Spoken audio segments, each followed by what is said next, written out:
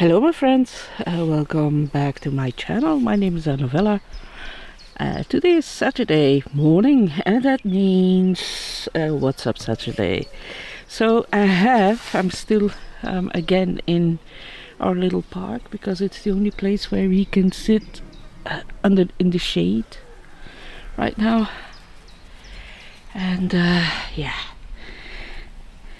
Muffin can snuffle around and do what dogs do, and we do what readers do. We're gonna walk through the DSL, which is the Flemish version of the TLS, the Times Literary Supplement, and I also have the London Review of Books. So let's go. So on the cover is somebody we all know, and Susan Sontag. There's a new translation of her essays on women. So this is the cover of Susan Sontag, and there we go. So at the beginning they always print an illustration about reading. This one is Zoe Monsar, and this will be the last one apparently. And then I have not heard talking about this book. It's by John Seymour, and it's called in English The Fat of the Land, De Gulheid van het Land. And they say the world of the small farmer, Keuterboer, will not come back unless in a beautiful book.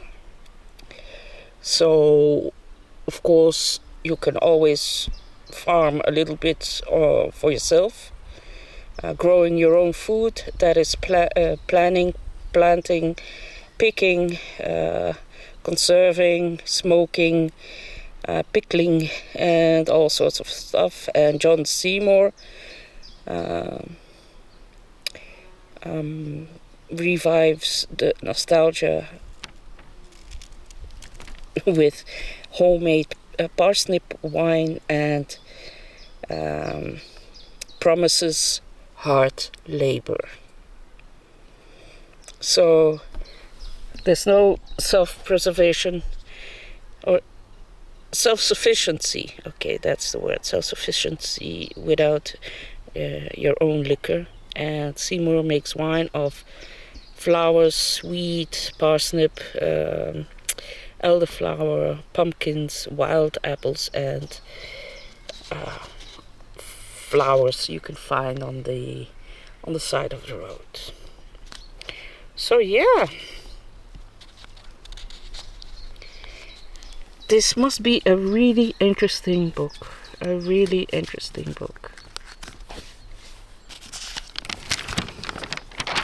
This one is Bettina Balchev. Bettina Balchev is not yet translated in English. She is from Leipzig, and she has written a book about beaches. And she says if you know the story of a beach, you will look at it differently. Everywhere where the human comes, he leaves behind his history, and that's also on the beach. And Bettina Balchev writes in a very interesting way and light way about let me say it again. I'm translating as it goes.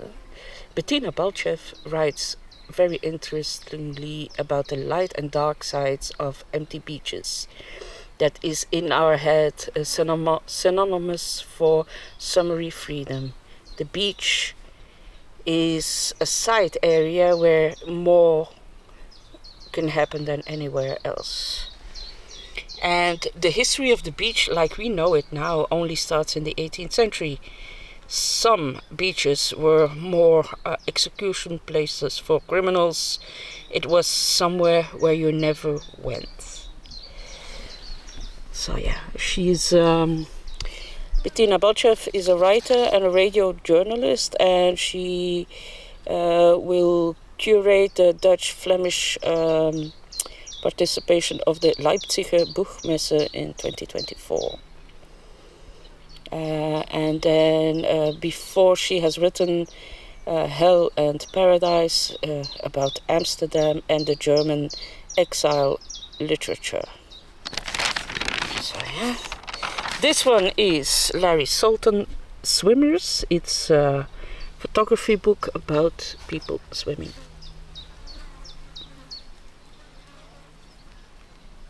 There you go. And then here we have the Susan Sontag page. Susan Sontag was a feminist against her own will. Susan Sontag had mixed feelings against the movement, about the movement that boosted her career. The essays on women say more about Sontag than women itself, writes Olivia Lang. So here we have a very beautiful picture. And here too. Sounds interesting. I hope it's critical. I mean, so here we have was it better in the past? Simon and Baglin think it was. So last week we talked about this too. This is Anna Iris Simon, this one. And she has written Feria. That's a book that became very important in Spain. It's about the past. And the other woman, Claire Baglin, is French, and she wrote a book about working in fast food restaurants. And is it all that much better than before? And they both wrote a debut about their generation, and the snowflake generation are they named. And yeah, it's a place that she really wanted to work in a fast food restaurant to see how people are treated and how not only by their bosses but also by the consumers. And yeah, looks interesting. Feria is a huge success. I'm 100% sure that this will be translated. For Claire Baglin, it's we have to see. I doubt it. And then we have you ever heard of Paolo Cognetti? Paolo Cognetti is an Italian author. Very popular in Belgium. The Eight Mountains is his most famous book.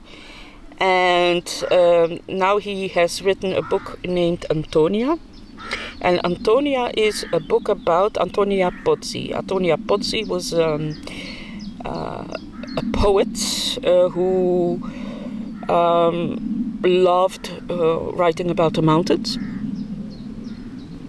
But she, ended the same way as Sylvia Plath did. And she is,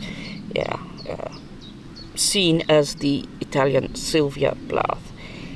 And she says, she wrote, "I live of poetry like veins live of blood."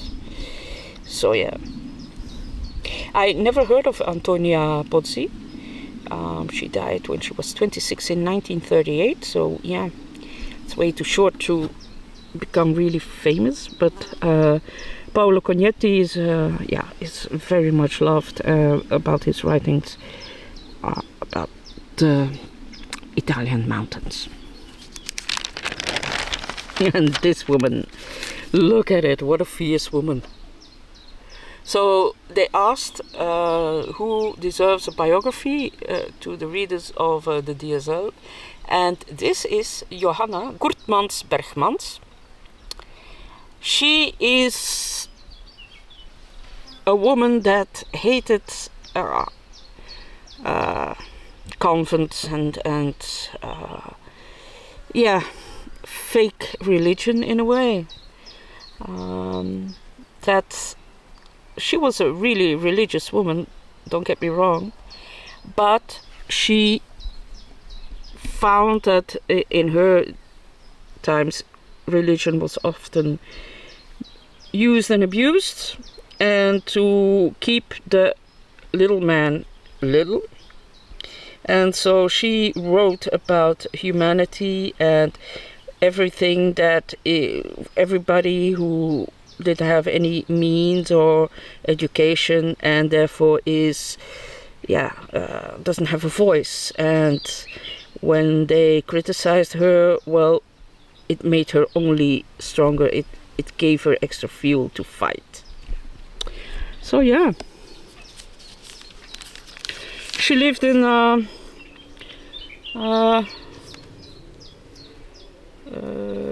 when did she live?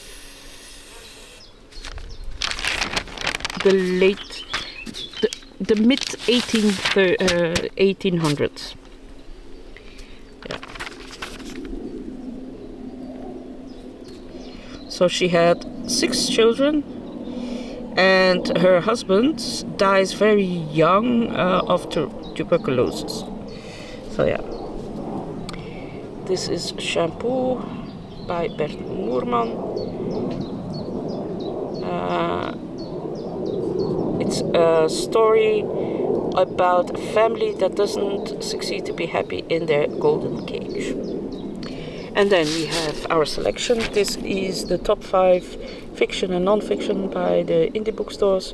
This has nothing to do with sales, but with what they like privately. So personal taste. And on number 1 is Claire Louise Bennett De Pont. And then I've looked it up. Yoko Ogawa, she wrote Memory Police. And this is not yet translated into English. It's a book of that was written in 2006 and won the very prestigious literary award in Japan. And it's called here in Dutch The Unforgettable Year of Tomoko. After her father's death, Tomoko is sent to her aunt and uncle for a year, and she describes the Japanese life in the 70s. And then we have Feria again. That's about an ode to her birth ground. And yeah, Isabella Hamad, Enter Ghost. Enter Ghost. This is really interesting. Read it. It's absolutely beautiful. It's about a Palestinian actress who has a breakup in London with her boyfriend, and she goes to visit her family in Palestine, and she is asked to perform. Sorry, I'm having a rooibos thee.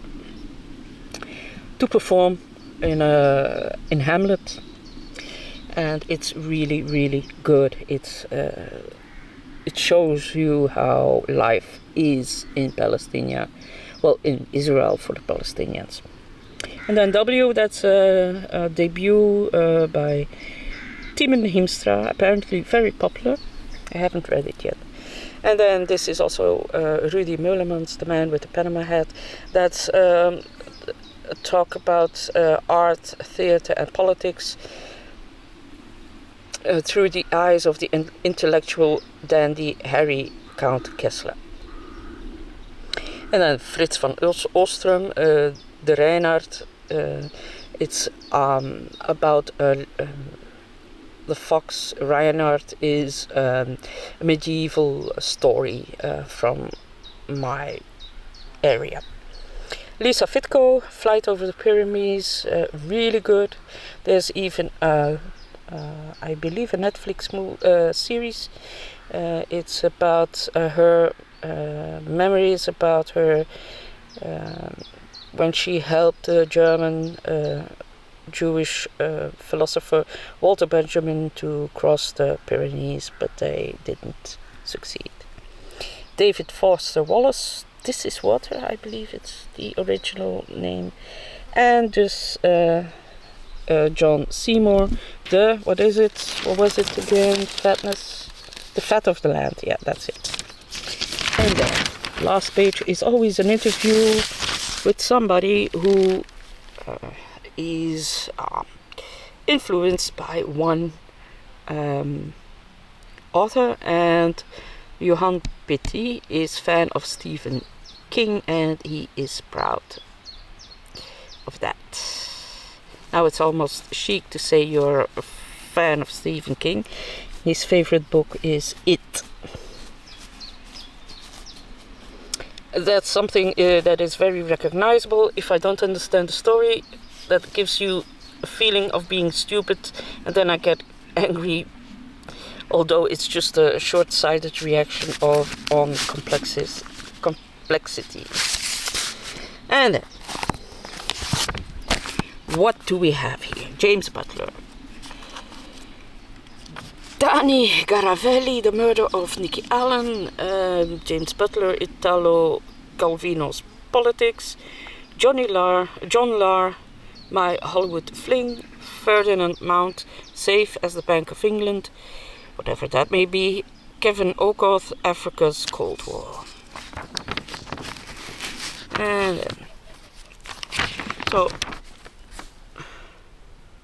this must be very good. Toots, They Owned You by John Lahr.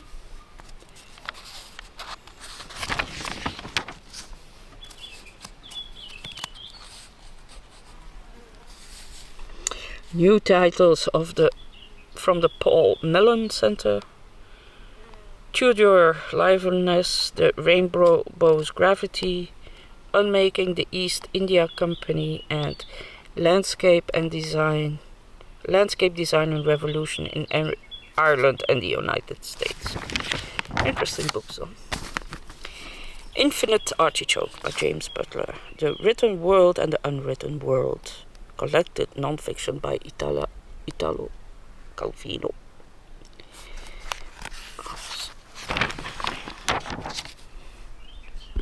Second. There. Let me show it. Muffin is exploring the world, and I'm trying to make it easier for me so I can see something when I'm filming. Spring books from UC Press on minimalism, Textures of Terror by Victoria Sanford, investigating the unsolved murder of a female law student and the pervasive violence against Guatemalan women that drives immigration. Bury the Corpse of Colonialism, the Revolutionary Feminist Conference. An intimate look at the 1948 Asian Women's Conference, the movements it drew from, and its influence on feminist anti-colonialism around the world. Interesting. Becoming the Ex-Wife.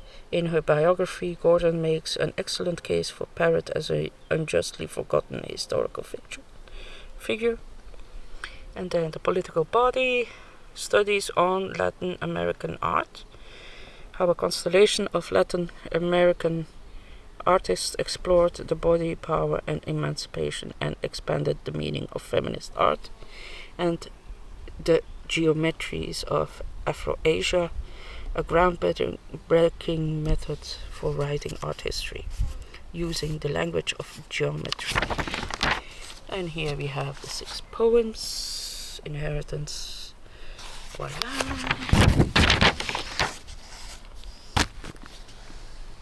Stanford University Press, Styles of Seriousness, Persian Prince, Why, Involuntary Consent, Daughters of History, Traces of an Immigrant Childhood, and The Shadow of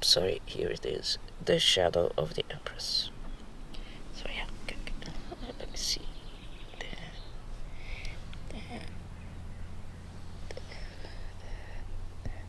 And then all in slow motion. Yeah. Dani Garavelli on the trials for the murder of Nicky Allen.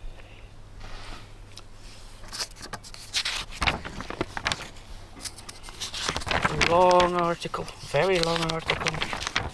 Jesus. That Tender Age by Tom Johnson, Tudor Children by Nicholas Orme, Yale Press. Collect your divvies, Ferdinand Mount, Virtuous Bankers, A Day in the Life of the 18th Century Bank of England by Anne Murphy. Must be interesting.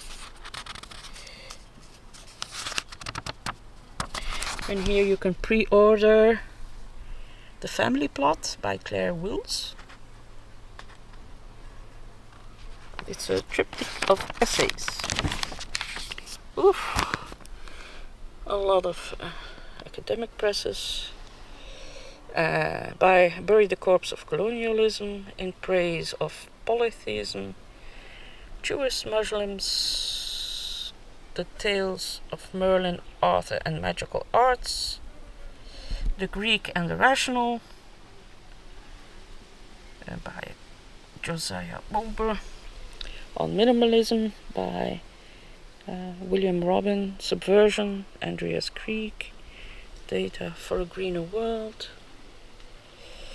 Unmasking Control, Countering the Financing of Terrorism.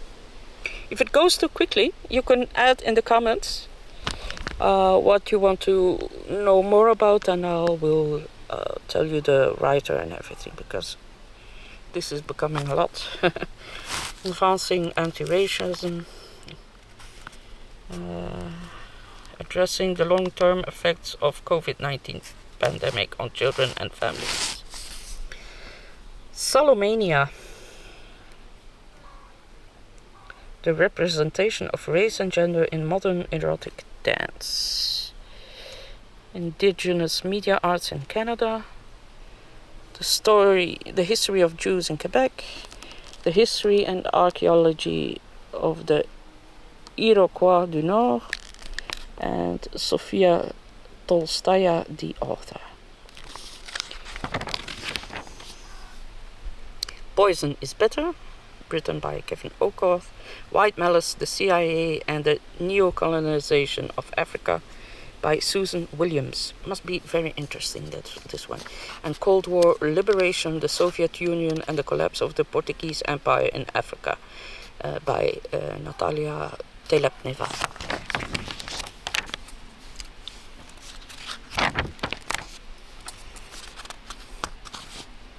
This one is, I really want to read this one. Hilma af Klint, a biography by Julia Vos. This one I really, really want to read. On Marshy Ground, Fraser MacDonald, Van Bog and Swam, A Short History of Peatland Destruction and Its Role in the Climate Crisis by Annie Proul.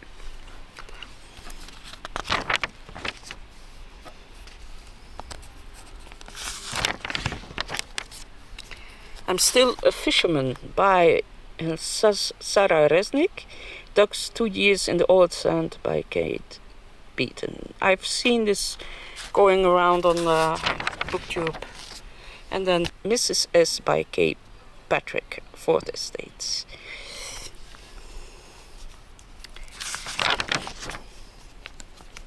The Outbreak of Poets by Robert Crawford. The Treasury's Poetry Anthologies and the Making of British Culture by Claire Bucknell.